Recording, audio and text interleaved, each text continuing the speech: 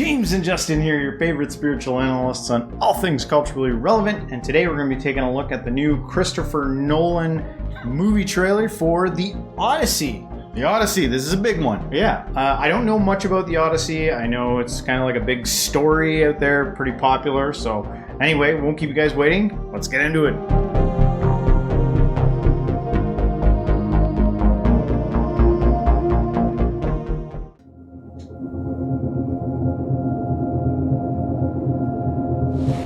Tell me what you remember. A wife?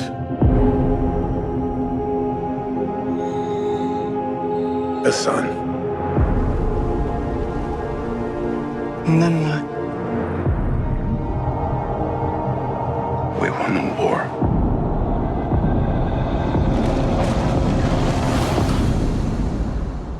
Help me go home.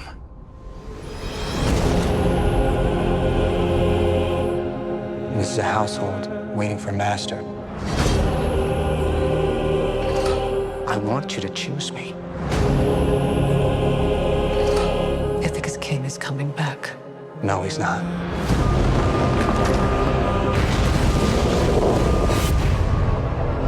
What would he do if he came back here and find all these suitors in his house? You're pining for a daddy you didn't even know, like some sniveling bastard. Who's looking after your wife and son? Do you see? My dad is coming home. Bringing vengeance.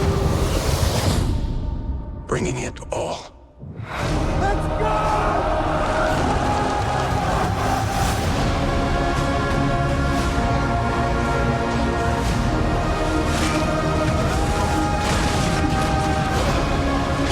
I need everyone at this party dead. I can still save them. You're a man who needs to control his fate. But you cannot control this. That world is gone. No one could stand between me and home. Not even the gods. Keep us straight!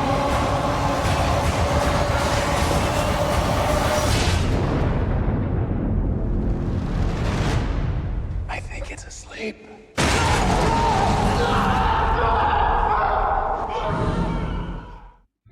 I mean, what can you say? It looks cool, right? Oh yeah, I can't tell if it's an expansion off of Troy. I noticed is this the story that happens after Troy? Remember the movie Troy with Brad Pitt? Because it showed the horse inside the building with the people coming out of it. Okay, yeah, we oddly don't know a lot about this, but I'll just say, I think it's Homer's Odyssey. I think the main character is Odysseus. Maybe Odysseus, I think is the name.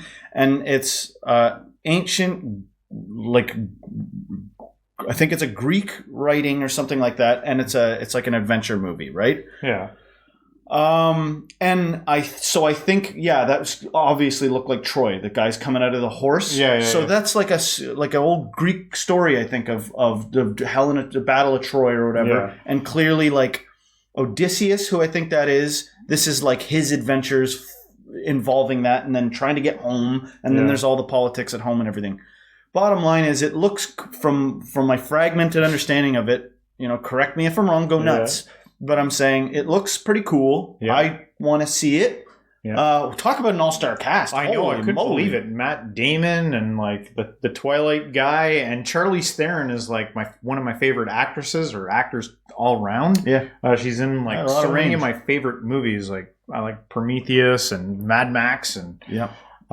so yeah, looks pretty cool. I thought the giant, guys in the night suits, that was kind of like a neat little take. And then the one-eyed Cyclops, a lot of fantasy. Yeah. Looks like it's being added to this movie. Well, it had this original story. I think had a lot of that. You know, there's all sorts of stuff I don't even think was included in there, like mystical, magical, fantastical things on their journey home. Yeah, the epic tale. And I'm just like, what can we say kind of on like maybe a higher level? Because what I got out of this was like a commitment to a story that has to unfold a certain way. The guy looks like he's like all his struggles come from his attempt to get home.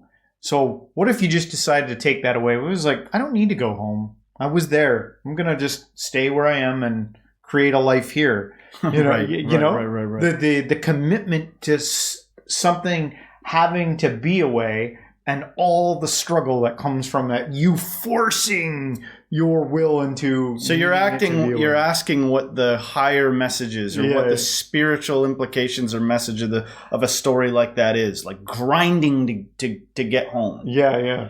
Grinding to get to the thing that's supposed to satisfy you, and all the things that happen along the way. Well, my like take on that would be like, that's how a normal life seems to work. We're born, and we're kind of, the situation is, for most of us, we have kind of a shimmering, glimmering early life when you've got no responsibilities. You just got a mama taking care of you. Yeah. And then responsibilities enter, and then you make something of yourself, and then you spend like a good chunk of your life seeking some sort of reward or seeking some sort of like ultimate fix all the way to the end. And then we get rewarded with, all of us get, the final conclusion is you adventure your whole life through, and then it's over.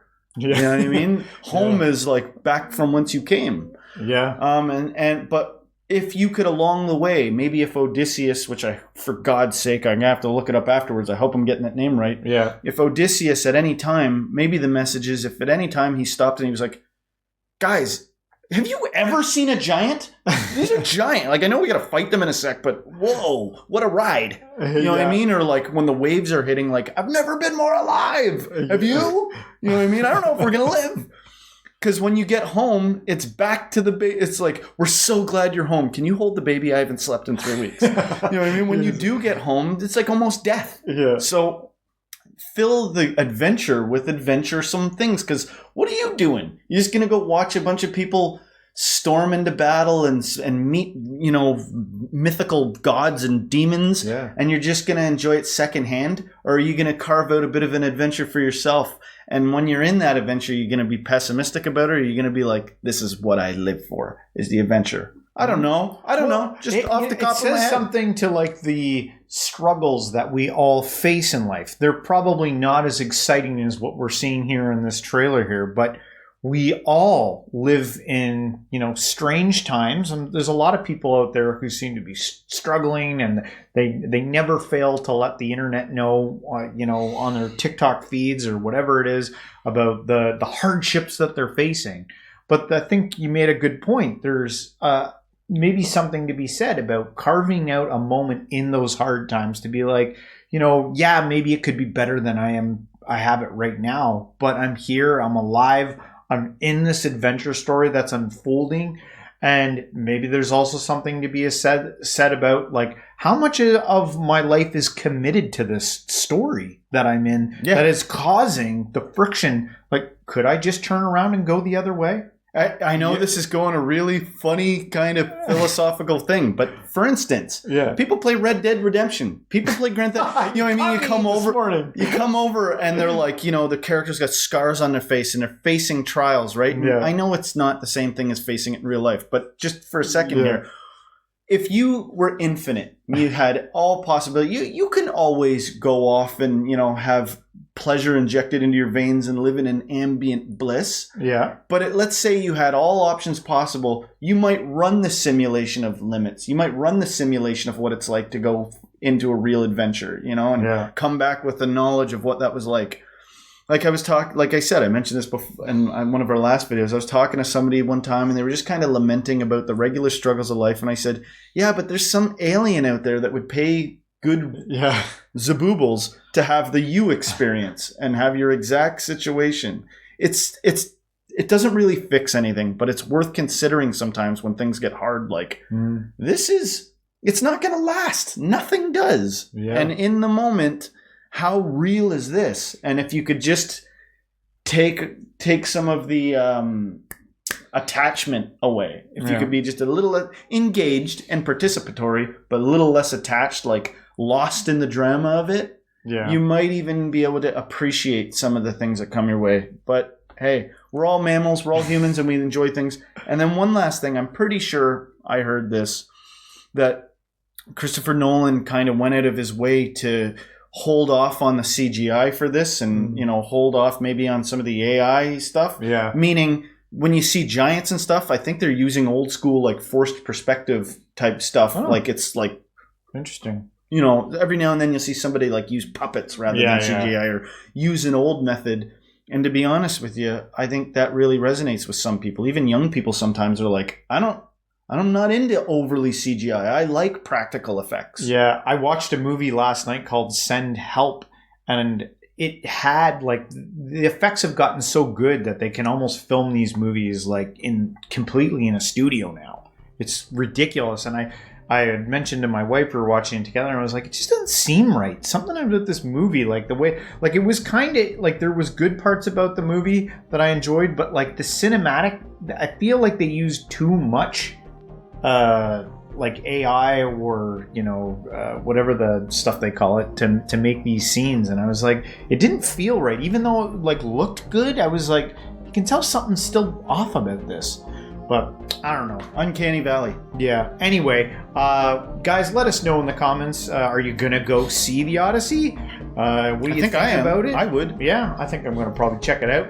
Hopefully you liked our reaction on this video. If you did, don't forget to hit the like, subscribe, share this with a friend, and everyone till next time. Stay spiritual.